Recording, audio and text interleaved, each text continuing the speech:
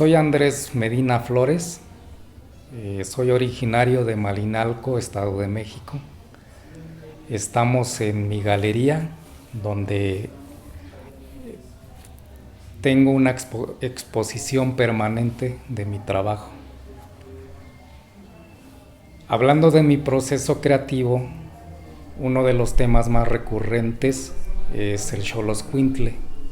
El Xoloscuintle es un perro mexicano sin pelo de origen prehispánico. Era considerado por nuestras antiguas culturas como un animal sagrado, ya que se decía que su amo o su dueño lo acompañaba en su camino al inframundo. Físicamente muy estético, pero además es un animal muy amoroso. Mi experiencia directa con ellos es porque yo tengo dos mascotas de estos perros. Cuando yo empecé a trabajar la pintura con la temática de los xolos, yo expongo y llega un personaje que más bien un cliente, empezamos a platicar. Sí, resulta que esta persona era un criador de xolos, entonces coincide en que manejo esta temática y esta persona resulta que está en la investigación del tema de los xolos, pero además es un criador. Entonces, a él le gusta mi obra, ¿sí? Y me propone un trueque, un cambalache de una obra mía con uno de sus ejemplares, ¿sí? Entonces yo le doy una obra mía con el tema de los xolos y él me da en adopción la pareja de xolos que actualmente pues desde hace 10 años están conmigo. Entonces a partir de ahí también ya tenía el antecedente un poquito histórico de estos animales, pero a partir de que yo tengo esta pareja como mascota es cuando empiezo también a desarrollar todavía más este tema o este trabajo. ¿Por qué? Porque los tengo más cercanos, ¿no? Y es más fácil pues el estudio como más de su estética, más como que será como esta relación de ser humano xolo, ¿no? Previamente hago una serie de bocetos de acuerdo hago un previo estudio de movimientos. De hecho, de repente tomo fotos. El proceso es toda una serie de bocetos hasta llegar al que me gusta y de acuerdo a eso lo traspaso al lienzo o a la madera, si en el caso de la escultura. Y entonces es cuando ya empiezo a desarrollar la idea de esta escultura con esta temática del Xoloscuintle. El corazón para mí es como un centro. Es un centro donde se convergen todas las emociones, ¿sí? Como la parte central, como la parte donde el ser humano percibe. Se dice que el corazón ligado con el cerebro logras un equilibrio, ¿sí? Entonces el corazón además es una simbología universal.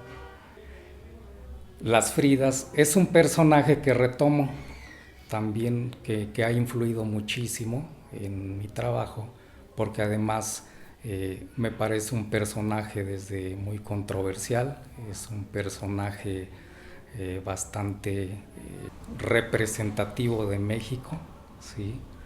Es un personaje el cual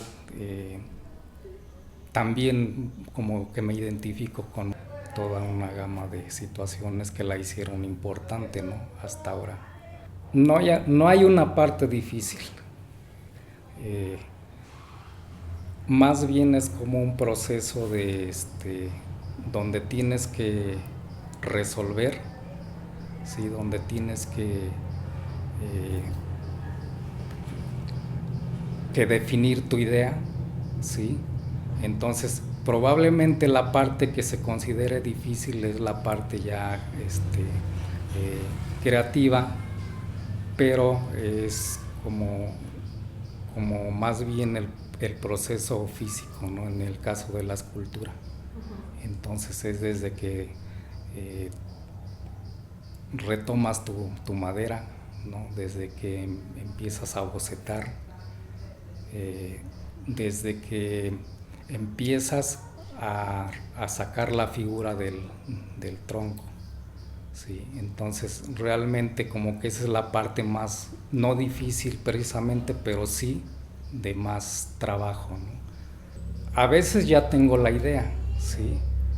Entonces cuando yo tengo la idea lo que hago es bocetar, trato de hacer un boceto en el cual pues no se me olvide, ¿sí? Entonces mi proceso, bueno, en el caso de la pintura es que yo tengo el lienzo y tengo la idea, preparo todo.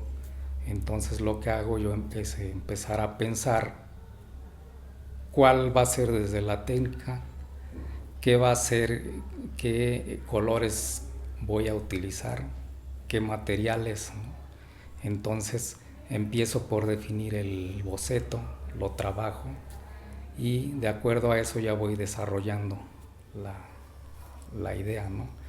Y también obviamente la temática, ¿sí? ¿Cuándo parar? ¿Cuándo decís esto? Creo que una obra siempre no tiene como un proceso final, ¿sí? Siempre hay algo que dices, híjole, a lo mejor le faltó esto, lo agregas o lo observas y si crees que la obra ya, la misma obra te va a decir, ¿sí? Cuando pares, ¿sí? Pero cuando paras, probablemente ese cuadro o esa obra pueda ser que pudiste haberle trabajado más, ¿no? Pero puede ser que también te dijo hasta aquí, ¿no? I speak English. Void. I hear that buzz again, the same one every day. I smell the particles of the outside world as they have crawled into my space and made their way under my sheets. I see the blinking numbers, but my body is too numb. I just want to stay. I can feel their presence next to mine, but I can also still see you while you part. I wake up, but it's so hard not to still have you next to me. To not still have you next to me. I can feel the warmth that you have left behind, and I wish I could keep it just like that. I don't like how this space feels after having you gone, after having you here, and then no more. I should be used to this emptiness, to this great void where you're no easy feat. I could just not smell, not feel, not see, not touch, and not wish anymore. But that's no easy feat. I now go about my days pretending that somehow this lonely, empty, quiet void will soon just cease to be. I now just wait to hear that timely buzz again. Thank you.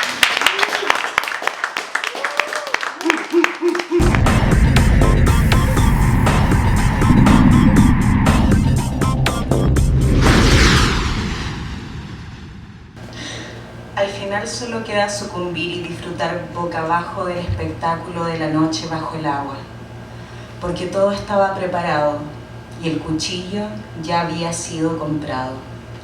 Entonces, de común acuerdo, entre dos vientos se deslizaron uno hacia el otro con mucha admiración, la hembra separando las plumas, él agitando las nubes con sus brazos, y retuvieron su aliento con una veneración profunda, cada uno deseoso de contemplar por primera vez su vivo retrato. Cuando estaban a 3 metros de distancia, súbitamente cayeron el uno sobre el otro como dos amantes y se abrazaron con dignidad, con fuerza, con entusiasmo, con piel, como nunca antes en un abrazo tierno. Dos muslos nerviosos se unieron estrechamente a la piel viscosa del monstruo como dos sanguijuelas y con los brazos y las alas entrelazadas alrededor del cuerpo del objeto amado, mientras sus gargantas y sus pechos no formaban más que una masa verdosa, con las exhalaciones de las bocas, en medio de la tempestad que continuaba haciendo estragos, teniendo por lecho nupcial las nubes espumosas, llevados por una corriente ventisca como en una cuna y rodando sobre sí mismos hacia las profundidades desconocidas del abismo, se unieron en una cópula larga, casta y horrible. El gemido, el dolor que me causes no será comparable a la dicha de saber que aquel que me hiere y que me eleva con sus manos asesinas está impregnado del olor a tumba, de esas noches de insomnio que ocultaste, de la humedad de tus sábanas sin mujer, del puelche que exhalas, de tus dolores, de tus gritos. Así que no me lamento, porque eres de la tierra igual que yo. Lames, cagas y te flagelas igual que yo. Vives con la pesadilla de vivir y comes igual que yo, de lo descompuesto. Te fuiste sin olvidar dejar el golpe abierto. Y ahora, antes de cerrar la puerta, arráncame un ojo y déjalo caer en el suelo. Nunca te diré nada. Soy tuya. Te pertenezco, ¿no? Tuya, sin verte completo. Porque sabes que a la próxima, o tal vez en otro momento, te voy a escupir lágrimas desde el ojo que me queda bueno. ¡Wow!